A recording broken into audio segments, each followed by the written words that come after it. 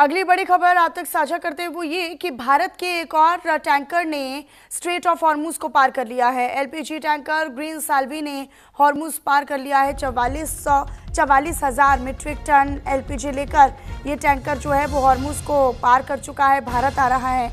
Middle east में जारी जंग हॉर्मुज से तेल गैस लाना तंग हो गया है। मतलब आप ये समझिए कि बाकी देशों के लिए भी चुनौती है। हालांकि चुनौती भारत के लिए भी है, लेकिन भारत की कूटनीतिक जीत का हिस्सा है ये, और कूटनीतिक रणनीति का हिस्सा है ये कि भारत हॉर्मुज स्ट्रेट से एक के बाद एक अपने तेल और गैस के टैंकर्स ला रहा है भारत, ताकि भारत में आने वाले समय में भी किसी प्रकार की कोई दिक्कत या किसी प्रकार की कोई परेशानी तेल और गैस को इसके संबंध में ना हो। अगली बड़ी खबर, हॉर्मुज को लेकर वोटिंग अगले हफ्ते तक टल गई है। यूएन सिक्योरिटी काउंसिल में प्रस्ताव पर वोटिंग चल गई है। हॉर्मुज में सैन्य कार्रवाई की मांग को लेकर ये प्रस्ताव था। हालांकि इस प्रस्ताव पर वोटिंग होनी थी, लेकिन अगले हफ्ते तक ये वोटिंग टल गई है। कार्रवाई की मांग को लेकर, सैन्य कार्रवाई की मांग को लेकर ये प्रस्ताव रखा गया था। हॉर्मुज खुलवाने के लिए सैन्य कार्रवाई की मांग प्रस्ताव पर रूस, चीन और फ्रांस पहले ही वीटो लगा चुके हैं। बाकी देशों का इस पर क्या स्टैंड होगा वो वोटिंग के दरमियान ही पता चलेगा और साफ हो पाएगा। तो हॉर्मुज खुलवाने को लेकर सैन्य कार्रवाई की जानी चाहिए। हालांकि बहुत सारे देश जो है वो इसके पक्ष में नहीं होंगे कि सैन्य बल का इस्तेमाल किया जाए या सैन्य कार्रवाई के बाद हॉर्मुज को खोला जाए, एक बातचीत का रास्ता अपनाया जाए, मध्यस्थता की जाए, या इजराइल और ईरान के बीच जो शर्तें हैं उनको मानकर कोई बीच का रास्ता या बीच का विकल्प निकाला जाए, इसका ही प्रयास किया जा रहा है।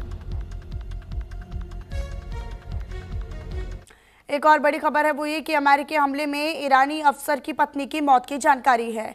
ईरान के राष्ट्रपति मसूद पेजेश्कियान का ये दावा, ईरान स्ट्रेटेजिक काउंसिल के प्रमुख की पत्नी की मौत हो गई है। पेजेश्कियान ने अमेरिका के हमले को आतंकी कार्रवाई बताया है। ईरान स्ट्रेटेजिक काउंसिल के प्रमुख की पत्नी की मौत की जानकारी है इस हमले में।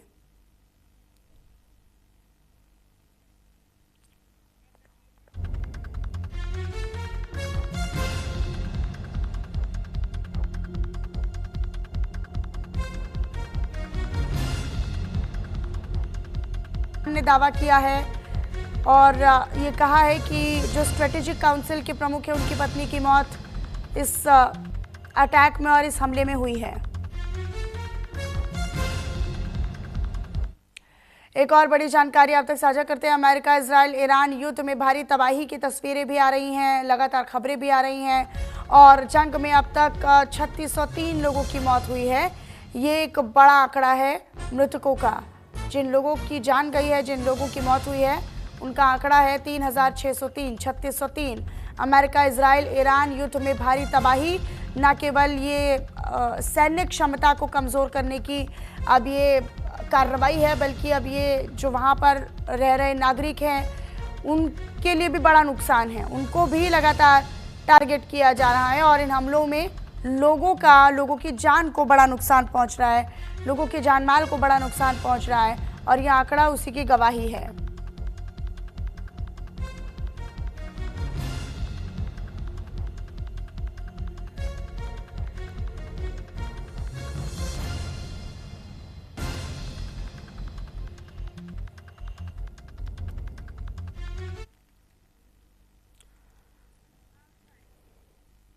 चलिए आगे बढ़ते हैं। एक और बड़ा अपडेट आप तक साझा करते हैं। अमेरिका इजराइल ने तेहरान को निशाना बनाया है। पश्चिमी और पूर्वी हिस्सों में जोरदार धमाका होने की खबरें हैं। तो ये इस वक्त की बड़ी खबर है। इस्फहान के औद्योगिक शहर में भी भारी बमबारी हुई है। उमरिया और खोरमाबाद शहरों में हवाई हमले जारी हैं, तो वहीं कराज और कोम में भी लगातार हमले जारी हैं। इस्फहान के औद्योगिक शहर में भी लगातार भारी बमबारी देखने को मिल रही है। ये कुछ तस्वीरें भी आपको दिखा रहे हैं। लगातार अटैक्स जो है वो किए जा रहे हैं। उमरिया, खोरमाबाद शहरों में हवाई हमले जारी हैं।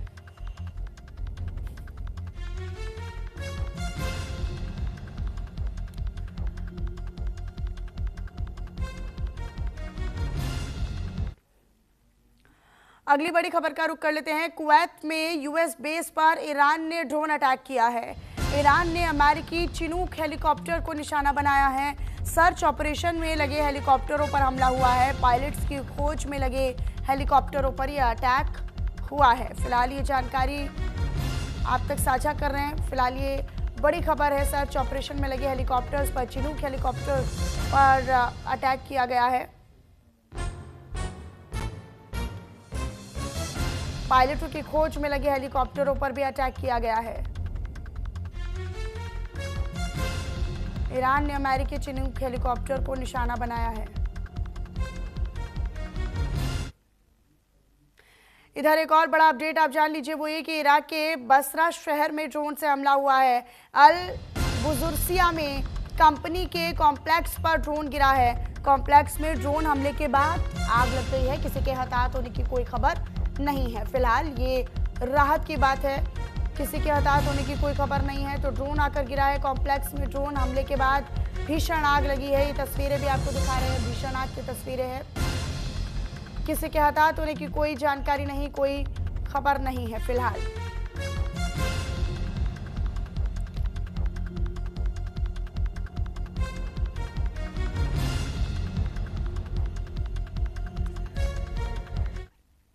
एक और बड़ा अपडेट वो ये है कि ईरान के मिसाइल हमलों से नेगेव दहल उठा है।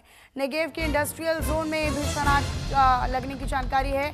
डिमोना न्यूक्लियर रिसर्च सेंटर के पास भी हमला हुआ है, ऐसी जानकारी है। ये खबर आप तक साझा कर रहे हैं। नेगेव के इंडस्ट्रियल जोन में भीषण आग लगी है।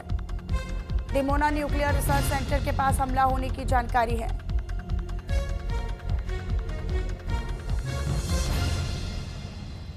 तो फिलहाल मिडिल ईस्ट के जो हालात हैं वो बद से और बदतर होते जा रहे हैं। जैसे जैसे युद्ध के दिन बढ़ रहे हैं, जैसे जैसे ये युद्ध बढ़ रहा है, वैसे वैसे तस्वीरें और ज़्यादा भयावह हो रही है। एक तरफ कहीं ना कहीं ये संदेह और कि ये युद्ध कब जाकर समाप्त होगा भी या नहीं होगा, इसको लेकर अमेरिका के क्या प्रयास हैं, इसको लेकर ट्रंप के क्या प्रयास हैं, क्या उनकी तरफ से कोशिशें की जा रही हैं। तो दूसरी तरफ दुनिया इस युद्ध को लेकर परेशानी में है, चिंता में है। नेगेव के इंडस्ट्रियल एरिया में दरअसल डिमोना न्यूक्लियर रिसर्च सेंटर के पास ये हमला हुआ है।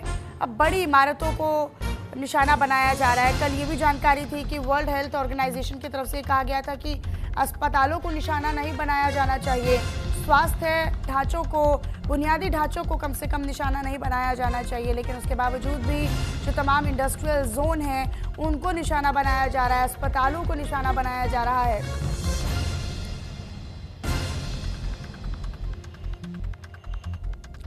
इधर ईरान जंग पर इजराइल के पीएम ने बड़ा स्टेटमेंट दिया है, बड़ा बयान दिया है। यूएस के साथ आतंकवादी शासन पर हमले जारी हैं। नेतन्याहू ने क्या कहा है, ईरान में आतंकवादी शासन को कुचलना जारी है, ये नेतन्याहू की तरफ से कहा गया है। तो ये समझ लेना कि ये युद्ध फिलहाल खत्म होगा या नहीं होगा, ये कह पाना बहुत मुश्किल है। ईरान में आतंकवादी शासन को कुचलना जारी है, नेतन्याहू की तरफ से। इससे आप वैश्विक स्तर पर एक मैसेज समझ सकते हैं कि 2-3 हफ्तों में भले ही इस युद्ध की बात चल रही हो कि अमेरिका कोई बड़ा हमला करेगा और उसके बाद ये युद्ध समाप्त हो जाएगा, लेकिन नेतन्याहू ये कह रहे हैं कि हमारा मकसद है यहाँ से आतंकवाद को खत्म करना, आतंकवादी शासन को खत्म करना, उसे कुचलना। इजराइल का लेबनान पर हमला, हिजबुल्लाह के ठिकानों पर बमबारी की जानकारी है। रॉकेट लॉन्चर को तबाह किया, ये आईडीएफ की ओर से कहा गया है। नॉर्थ इजराइल पर हमला किया लेकिन वो हमला नाकाम हो गया है।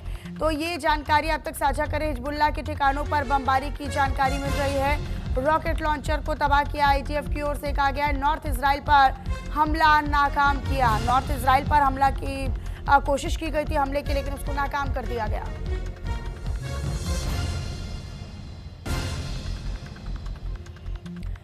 तो वहीं एक और बड़ी जानकारी आप तक साझा करते हैं। ट्रंप ने रक्षा बजट को बढ़ाने का प्रस्ताव दिया है। 2027 के लिए रक्षा बजट बढ़ाने का प्रस्ताव दिया है। यूएस यानी ट्रंप अब अपने रक्षा बजट को बढ़ाने का प्रस्ताव रख रहा है, यानी निश्चित तौर पर रक्षा बजट को बढ़ाना यानी अपनी सैन्य ताकत में और पैसा लगाना। यूएस का रक्षा बजट अभी की बात करें तो फिर कितना बढ़ाने पर फैसला लिया जा सकता है या प्रस्ताव रखा जा सकता है? करीब 1.5 ट्रिलियन डॉलर करने का प्रस्ताव। मौजूदा बजट से करीब 44% रक्षा बजट यूएस की ओर से बढ़ा दिया जाएगा। 2027 के लिए रक्षा बजट बढ़ाने का प्रस्ताव ट्रंप की ओर से रखा गया है। इधर एक और बड़ी जानकारी है, वो ये कि हॉर्मुज स्ट्रेट से सुरक्षित निकला जापान का टैंकर। एलएनजी से लदा जापान का टैंकर हॉर्मुज स्ट्रेट से निकला है। जंग शुरू होने के बाद जापान का पहला टैंकर निकला है। भारत के एक के बाद एक टैंकर आ रहे हैं, लेकिन जापान को लेकर ये जानकारी है कि जंग शुरू होने के बाद जापान का पहला टैंकर, एकमात्र टैंकर है जो अब तक निकल पाया है हॉर्मुज स्ट्रेट से। एलएनजी से लदा जापान का एकमात्र अभी तक का पहला टैंकर जो हॉर्मुज स्ट्रेट से निकल पाया है। जंग शुरू होने के बाद आप ये समझिए कि जंग शुरू हुए 1 महीने से ऊपर हो गया है। 1 महीने से ज़्यादा का समय जंग को हो चुका है, लेकिन इन सब के बीच जापान का पहला टैंकर एलएनजी लिए जापान टैंकर हॉर्मुज स्ट्रेट से निकला है।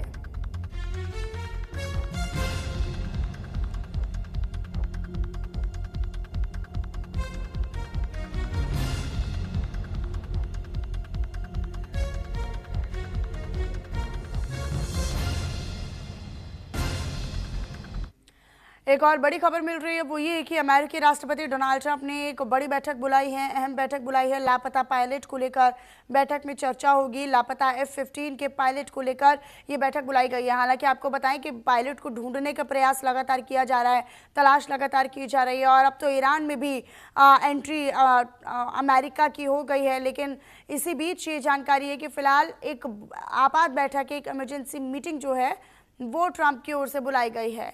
लापता F-15 के फाइटर जेट के पायलट की, हालांकि फाइटर जेट को मार गिराया गया है ईरान की ओर से, लेकिन इसमें ये जानकारी है कि पायलट, फिलहाल एक पायलट की इसमें मौत हो गई है।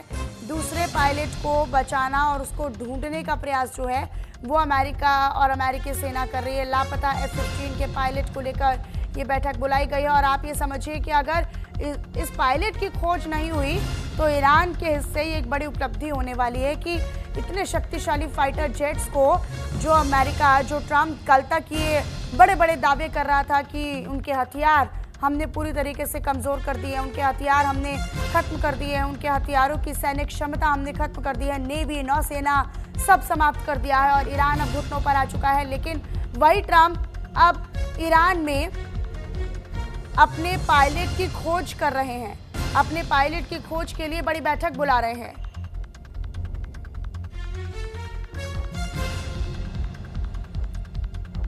मिडिल ईस्ट में जारी जंग और युद्ध अब खतरनाक मोड़ पर पहुंच चुका है। ना अमेरिका इजराइल का हमला थम रहा है, ना ही ईरान पीछे हटने को तैयार है। महायुद्ध का आज 35वां दिन है और आज भी भीषण तबाही की तस्वीरें मिडिल ईस्ट से नजर आ रही हैं। अमेरिका और इजराइल ने आज भी ईरान के कई शहरों को निशाना बनाया तो आसमान से बम बरसाकर इस्फहान, तेहरान में भीषण हमले किए, जिस पर ईरान ने भी पलटवार करने में जरा देरी नहीं की। ईरान ने मिडिल ईस्ट में अमेरिकी बेस पर ड्रोन और मिसाइल से अटैक किया, साथ ही साथ अमेरिकी फाइटर जेट F-35 मार गिराने का दावा भी किया। ईरान ने इरादा साफ कर दिया है कि अब अमेरिका से कोई बातचीत नहीं होगी, कोई डील नहीं होगी, जंग भीषण होगी। सवाल ये कि ये जंग आखिर कब तक चलेगी? क्या इस जंग की वजह से दुनिया का नक्शा बदल जाएगा? एक रिपोर्ट आपको दिखाते हैं।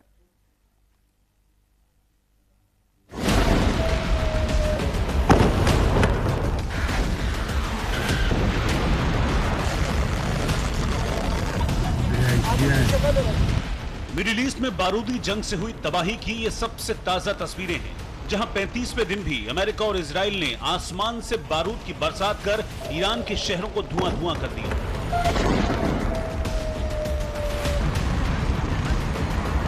इस्फहान पर भीषण हमला हुआ, तेहरान को निशाना बनाया, आसमान और समंदर से प्रहार कर अमेरिका ने ईरान में कहर बरपा दिया।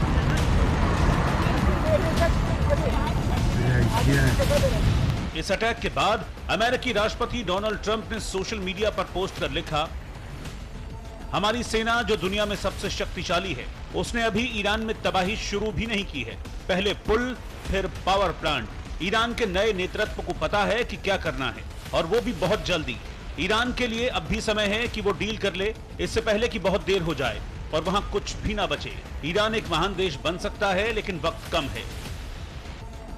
यानी ट्रंप ताकत से ईरान को सुलह के लिए झुकाना चाहते हैं, लेकिन ईरान ने अमेरिका के आगे झुकने से एक बार फिर इनकार कर दिया है। ईरान ने ट्रंप को सीधा संदेश दिया है कि अब बात नहीं, रण बड़ा भीषण होगा। Talking with Americans or negotiation with Americans once again would be on the table, because we have a very bitter experience of talking with Americans. We negotiated with them last year in last June, and they attacked us in the middle of negotiation. Iran ने अपने इरादे साफ कर दिए हैं कि अब are पार की जंग होगी। मिडिल ईस्ट में तबाही और बर्बादी की नई तस्वीर दिखेगी। मिडिल ईस्ट में अमेरिका के हर ठिकानों पर बम बरसेंगे। जो अमेरिका का साथ देगा वो भी नहीं बचेगा।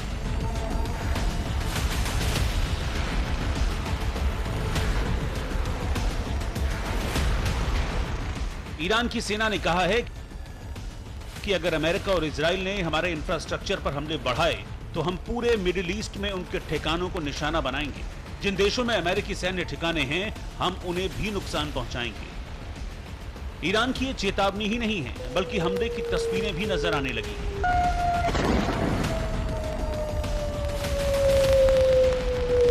ईरान ने जॉर्डन में अमेरिकी बेस पर बारूदी हमला किया। ड्रोन अटैक कर अमेरिकी बेस को तबाह कर दिया। कुवैत पर मिसाइल अटैक कर उसके वाटर प्लांट को डैमेज कर दिया। इसके साथ ही ईरान ने अमेरिकी फाइटर जेट F-35 को भी मार गिराने का दावा किया है। यानी संदेश साफ है, ईरान झुकेगा नहीं, अमेरिकी ठिकानों पर हमला रुकेगा नहीं। अब कोई बातचीत नहीं होगी, जंग निर्णायक होगी। Bureau report, news India.